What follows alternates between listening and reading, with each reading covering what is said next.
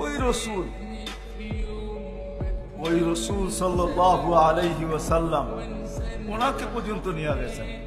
ওনার আজকে মৃত্যুর সম্বন্ধে কোনো ধারণা নাই।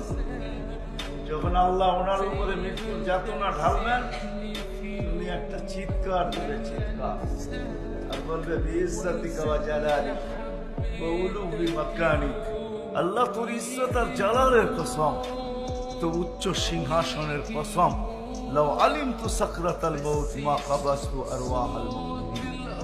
মৃত্যু সম্বন্ধে যদি কিঞ্চিত ধারণা আমার থাকতো, কোনো মুমিন মুসলমানকে আমি এরকম কষ্ট দিই না। সত্য এটাই। আজকে আসি, একদিন ছিলাম না, আবার একটা দিন আসবে কেউ আমরা থাকবো না।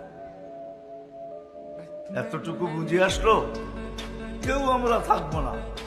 নারীও থাকবে না, পুরুষও থাকবে না, যুবকও থাকবে না, বৃদ্ধও থাকবে না, বাচ্চাও থাকবে না, বড়ও থাকবে না, কেউ থাকবে না। শূন্য দুনিয়া, শূন্য।